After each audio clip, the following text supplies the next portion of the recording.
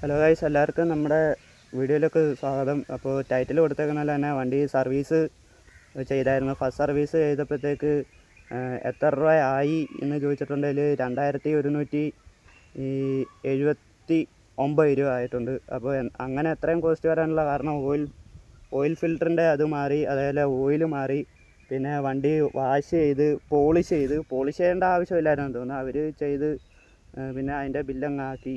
പിന്നെ ചെയ്യേണ്ടെന്ന് പറയാനെ കൊണ്ടുള്ള സമയം ഇതും കിട്ടിയില്ല. നമ്മൾ വണ്ടി സർവീസ് ചെയ്തത് കൊട്ടാരക്കര ആണ് കേട്ടോ. കൊട്ടാരക്കര സാരഥി KTM വണ്ടി പെട്ടെന്ന് സർവീസ് ചെയ്ത് നമ്മൾ മെനഞ്ഞാന്ന് വിളിച്ചിട്ടാണ് പോയത്. അപ്പോൾ ഇന്ന് രാവിലെ എല്ലാം പറഞ്ഞു ചെന്നു, വണ്ടി പെട്ടെന്ന് സർവീസ് ചെയ്ത് തന്നു. അപ്പം വണ്ടിക്ക് വേറെ ഒരു കംപ്ലൈൻറ്റ് കാര്യങ്ങളൊക്കെ ഉണ്ടായിരുന്നു.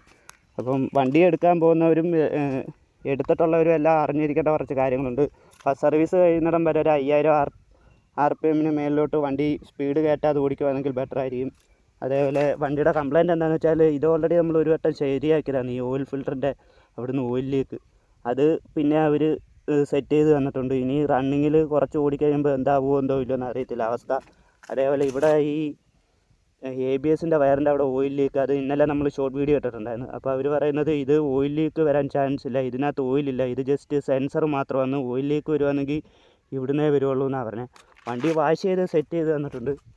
ഇതാണ് കണ്ട വണ്ടിയുടെ ചെയിൻ്റെ അവസ്ഥ. നമ്മൾ കഴിഞ്ഞ വീഡിയോയ്ക്കകത്ത് ചെയ്തപ്പോഴത്തേക്ക് ഭയങ്കര കച്ചറയായിരുന്നു. ഇതിപ്പം പുത്തൻ പോലെ ആക്കിയിട്ടുണ്ട്. പിന്നെ വണ്ടിക്കകത്ത് പോളിഷ് ചെയ്തിട്ടുണ്ട്.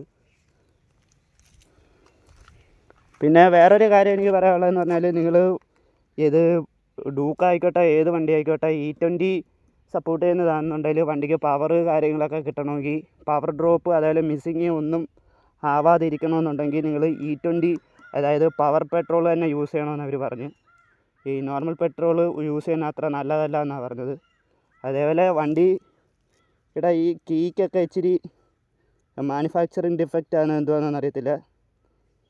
ഇത് ചെറിയ ബെൻഡായിട്ടുണ്ട്. അപ്പം കീയിട്ട് തിരിക്കുമ്പോഴത്തേക്ക് ചെറിയൊരു പ്രശ്നമുണ്ട് കേട്ടോ. അപ്പോൾ അവർ പറഞ്ഞു ഈ കീ എടുക്കണ്ട, മറ്റേ സ്പെയർ കീ ഉണ്ടല്ലോ അത് യൂസ് ചെയ്യാൻ പറഞ്ഞു. ഇതിൻ്റെ ബെൻഡ് നിങ്ങൾക്ക് കാണാൻ പറ്റുമോ ഇല്ലയോ എന്നറിയത്തില്ല. പിന്നെ വണ്ടിയുടെ RPM ലൈറ്റ് സാധനങ്ങളെല്ലാം ഓണായി കേട്ടോ. വണ്ടിയുടെ സൗണ്ട് ഞാൻ വേണമെന്ന് കേൾപ്പിച്ചു തരാം.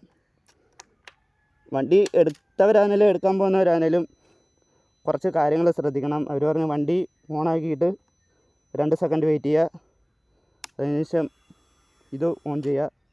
അപ്പോഴത്തേക്ക് ഫ്യൂവൽ പമ്പ് ഓണാവും. ഫ്യൂവൽ പമ്പ് ഓണാവാനും ഇതേപോലെ ഒരു 5 സെക്കൻഡ് വെയിറ്റ് ചെയ്യണം. എന്നിട്ട് വേണം സ്റ്റാർട്ട് ചെയ്യാൻ. ഇതാണ് കേട്ടോ വണ്ടിയുടെ സൗണ്ട്.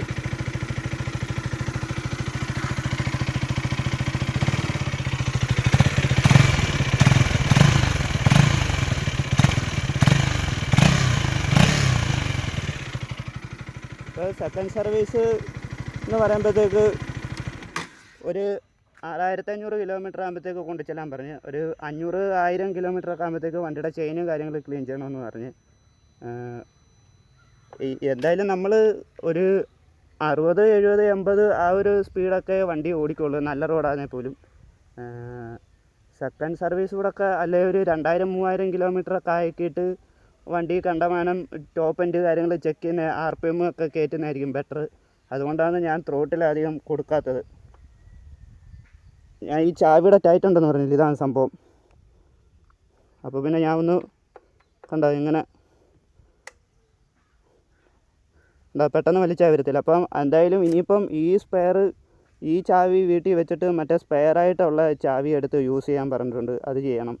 പിന്നെ വണ്ടിക്കകത്ത് വരുന്ന ഒരു സാധനം, നമ്മുടെ ഡിമ്മ് ബ്രൈറ്റിൻ്റെ ആ ഒരു സാധനം ചോദിക്കാനെ കൊണ്ട് വിട്ടുപോയി. അല്ലാതെ വണ്ടി വാഷൊക്കെ ചെയ്ത് സെറ്റ് ചെയ്ത് തന്നിട്ടുണ്ട്. വണ്ടിയുടെ സർവീസ് പിന്നെ ഫസ്റ്റ് സർവീസിൻ്റെ ബില്ല് ഏകദേശം 2100 ചില്ലാനം രൂപയാണ് ആയത്. അതിൻ്റെ ബില്ല് ഞാൻ കാണിച്ചു തരാം.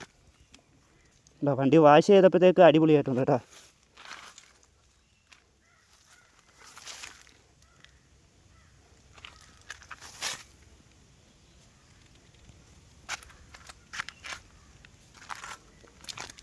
ഇവിടുത്തെ ഈ സാധനത്തിൻ്റെ ക്രാക്കിൻ്റെ അതൊരു രക്ഷയില്ല കേട്ടോ, അത് പറയാൻ വിട്ടുപോയി. ഇതിങ്ങനെ സെറ്റ് ചെയ്ത് തന്നിട്ടുണ്ട്. ഇതിനി ഓയിലേക്ക് വരുമോ ഇല്ലയോ എന്നറിയത്തില്ല. അത് നോക്കണം. കുറച്ച് ഓടിക്കഴിയുമ്പോഴേ മനസ്സിലാവുള്ളൂ ലീക്ക് കാര്യങ്ങൾ പിന്നെയും വരുന്നുണ്ടോ ഇല്ലയോ എന്ന്.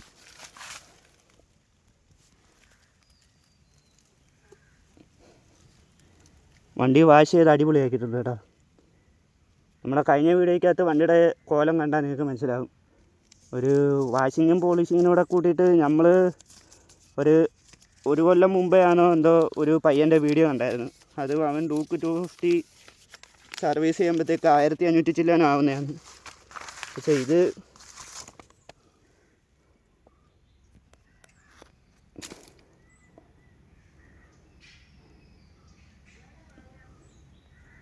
$1400 ചില്ലാനം.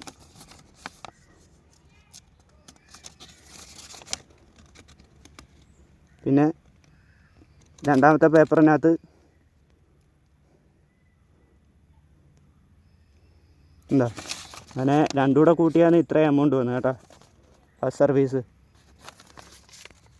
പിന്നെ വണ്ടിക്കകത്ത് കുറേ കാര്യങ്ങൾ പറയണമെന്ന് വിചാരിച്ച് ഇങ്ങോട്ട് വന്നപ്പം ഓർത്തെയാണ് ഞാൻ ഇതിനകത്ത് എല്ലാം ഉൾപ്പെടുത്തിയെന്ന് വിചാരിക്കുന്നത്. അപ്പം ഇന്നത്തെ വീഡിയോ ഇത്രയേ ഉള്ളൂ ഗൈസ്. കുറേ കാര്യങ്ങൾ പറയണമെന്ന് വിചാരിച്ച് മറന്നുപോയി. അപ്പം അത് ഓർക്കുകയാണെന്നുണ്ടെങ്കിൽ ഞാൻ കമൻറ്റിൽ പിൻ ചെയ്യാം. നിങ്ങൾ വണ്ടി യൂസ് ചെയ്യുന്നവരോ അല്ലെങ്കിൽ എടുക്കാൻ പോകുന്നവരോ ഉണ്ടെങ്കിൽ ഇതെല്ലാം ഒന്ന് ശ്രദ്ധിക്കുക. പിന്നെ അറിയാവുന്നവരൊന്ന് കമൻറ്റ് ചെയ്യുക. ഞാൻ ഈ പറഞ്ഞ കാര്യങ്ങൾക്ക് എന്തെങ്കിലും കുഴപ്പം കാര്യങ്ങളുണ്ടെങ്കിൽ. ഓക്കെ, അപ്പോൾ ഇന്നത്തെ വീഡിയോ ഇത്രയേ ഉള്ളൂ. ശരി ഗൈസ്. പിന്നെ ചാനൽ സബ് ചെയ്യാത്തവർ സബ്സ്ക്രൈബ് ചെയ്യാത്തവർ ഒന്ന് സബ്സ്ക്രൈബ് ചെയ്യുക. ഹെൽമെറ്റൊക്കെ ഇട്ട് വീഡിയോസ് കാര്യങ്ങൾ ചെയ്യുന്ന പേട്ട് മോന്ത കാണിച്ച് വീഡിയോ ചെയ്തിട്ട് സബ്ബൊന്നും കൂടുന്നില്ല. അതുകൊണ്ടാണ് മോന്ത കാണിക്കാതെ വീഡിയോ അങ്ങ് ചെയ്തത്. അപ്പം സൗണ്ട് കാര്യങ്ങൾ ഇതിനകത്ത് കയറിയോ ഇല്ലയോ എന്ന് അറിയത്തില്ല. എന്തായാലും ഞാൻ ഈ വീഡിയോ അപ്ലോഡ് ചെയ്യാം. സൗണ്ട് കയറിയിട്ടുണ്ട്. അപ്പം ശരി, ഗുഡ് ബൈ.